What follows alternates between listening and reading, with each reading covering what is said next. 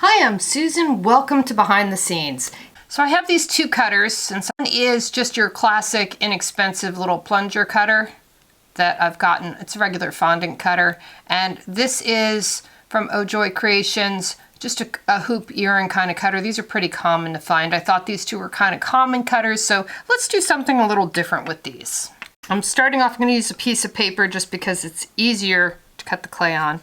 And I'm starting off with some gold clay. Let's cut these out. I'll spray a little water on my table. I like to dip my cutter in water.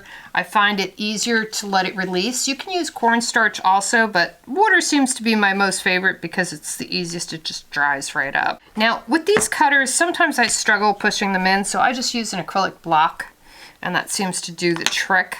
And if they don't cut all the way, don't worry about it. I need to clean them up anyway. This one went all the way through.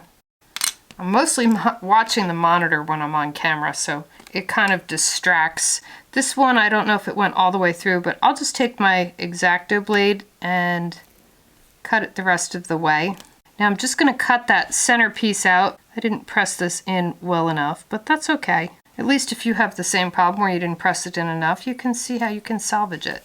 So just take an X-Acto knife and run it around those little edges. That'll clean it right up and break this seal. Now here I've got a little bit extra on the edge, so I just want to clean up this edge.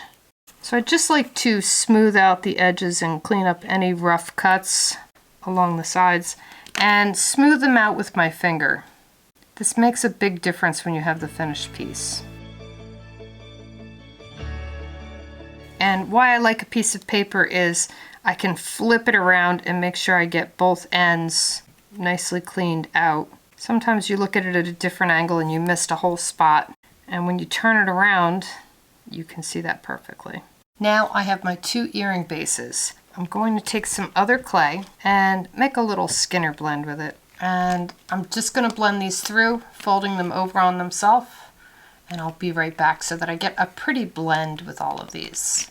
Now I've got my blend all done, and I've rolled this out on a number 4 on my pasta machine. I actually want this pretty thin.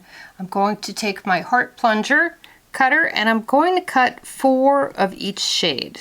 You really only need 2 of the last one, but I like cutting 4 because I can never decide which my last color is going to be till I get to it. And let's do the green. Now you could cut these separately. I just did a blend because it was easy and faster.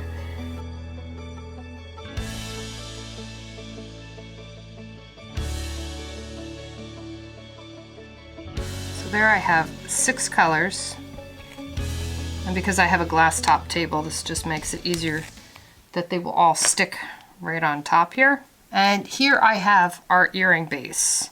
Now it's just a matter of playing around. Which color do you want as the bottom? And I think I'm going to go with the pink up top. So I'm going to take these little hearts and put them upside down so that the points go up and they fit in that little spot there. Now you can do this with any shape. I'm just using this shape because I just got it and I think it's really pretty, so I wanted to share using this shape. And a lot of you think of a heart that you only use it as a heart, and I just want to inspire you to use your cutters.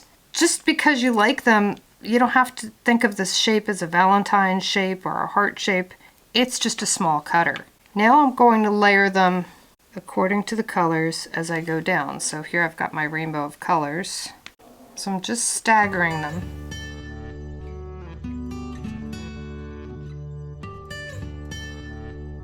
And you'll notice they stop looking like a heart when you put them upside down and just use the points. They're almost really another petal shape.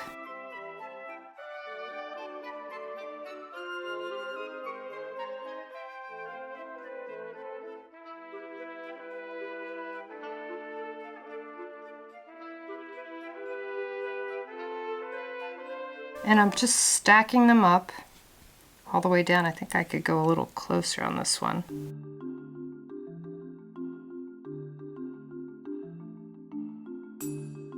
And you can do 5 or 6 rows. It really depends on how many you like.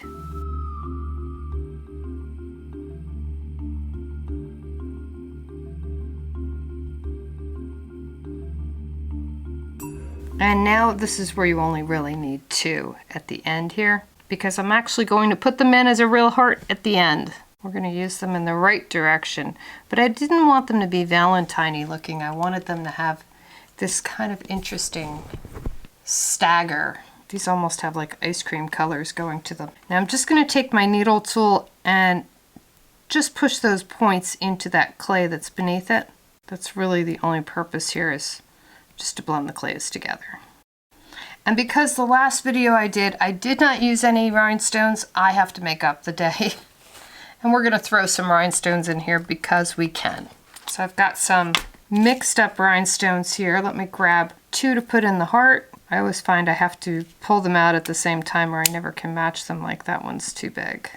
Now I've got a little bit of Gem Sticky. If you don't have Gem Sticky, you can use liquid clay.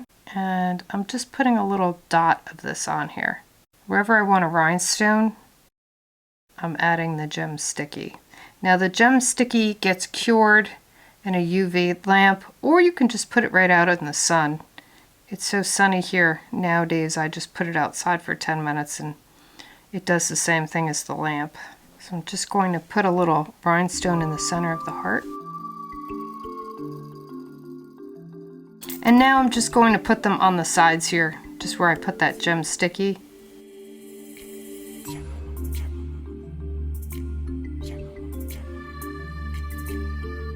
And then I'll just press them in so that they're really embedded into that clay.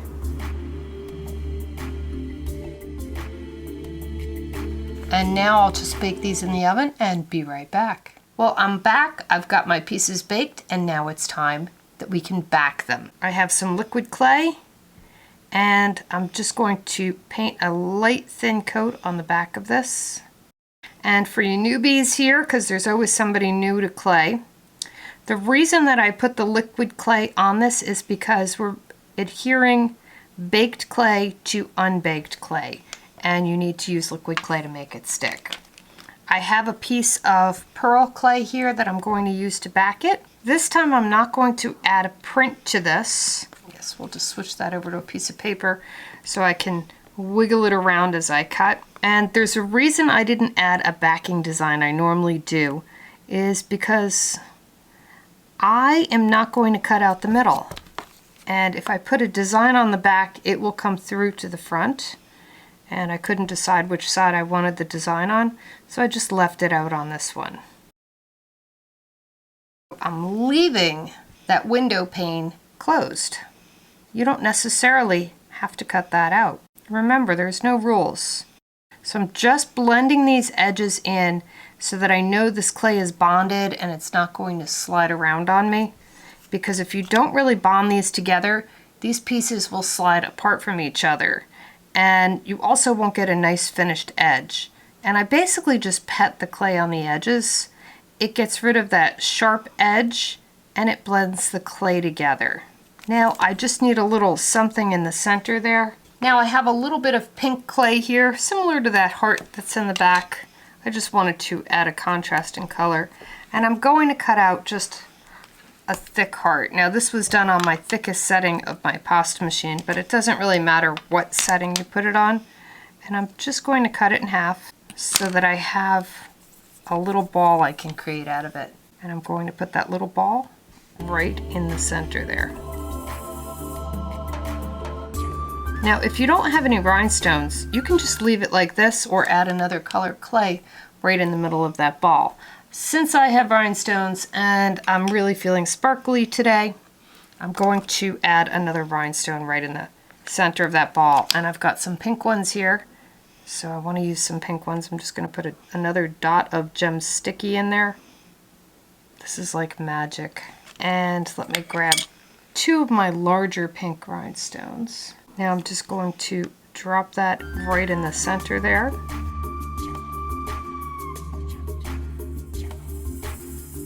Right here so that I can hang. In the beginning, when I made this first base, I forgot to put a hole in the top here. So as a little cheat, I'll just put a hole in the back. A lot of times I drill this anyway, so it won't matter. I'm going to drill this after it's baked. I just like to put the pilot hole so I have a guideline.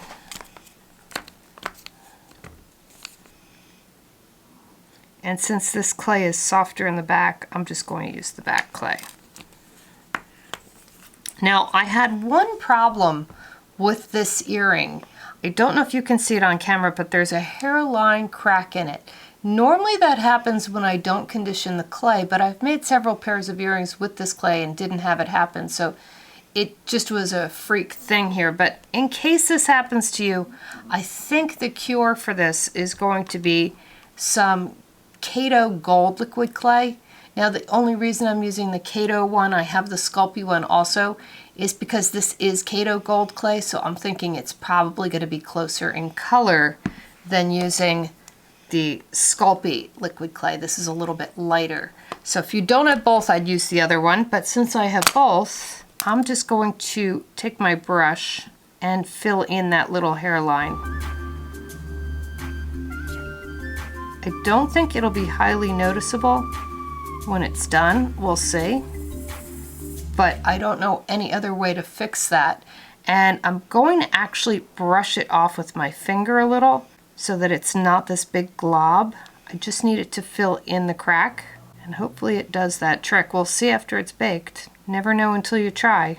Once I noticed that, I said, well, maybe it's a learning curve or maybe it's life challenging me, but either way, we're not going to let it go. So because I'm worried this may change in color when I bake it, I'm going to put it on this one also. So if you have that issue, don't just fix one. Fix both of them so they match. This way, if it doesn't match, if it shows up a little bit darker, this one will look a little bit darker. I'd hate to bake that one and then have to come back and rebake this one, so just easier to start at the beginning with both of them. So I'll bake these both and string them up and be right back. And now I'm back with the finished earrings. I had these little flower post back earrings. I just picked these up at a bead show. I know that Tiny Pandora had some in bronze. I don't know if she has them in gold. I added just some little beads, some size 15 seed beads with a little E6000 in the center there, just to add a little bit of that pink back up here. You could also have added a little dot of clay and just glued that in, but I had the beads on my table, so I thought that worked really well. But you can see how you get this intricate pair of earrings out of just using that cutter. I like filling the window in the back just because it's unexpected. Just gives you another color and a different tone, but you know I've done more than one pair of these. And here is the other pair I created. Now this is a pale blue in the background. It looks like in the camera that it's photographing pearl, but it's actually a lighter shade of this blue. And I just wanted to do something that was rainbowy. I was in a rainbow mood, as you can tell from the other pair. Here is a pink pair that I just did all in pinks. Now, I did not add anything to the center of the flower. I think I might because I really like the way just adding a few little beads in the middle of that flower really balanced it out. I was so excited when I found post-back earrings that I just wanted to use them right away. And this is just a graduated, a little bit of purple and pink going right on up. So this was really, really simple to do, no caning, something you could do rather quickly. Even if you didn't have the rhinestones in them, they would still be beautiful. And here I've done just a green backing rather than the gold. And I've used a little bit of light blue going into purple, and I put a little light blue in the background with a little purple in the center there. These are another pair of those post earrings that I picked up at a show yesterday. I would have loved to have filmed the show, but it was actually one of the busiest shows I've been to in years. All you would have gotten were people's backs. I waited 45 minutes in line just to purchase these. I was there for 3 hours just literally waiting.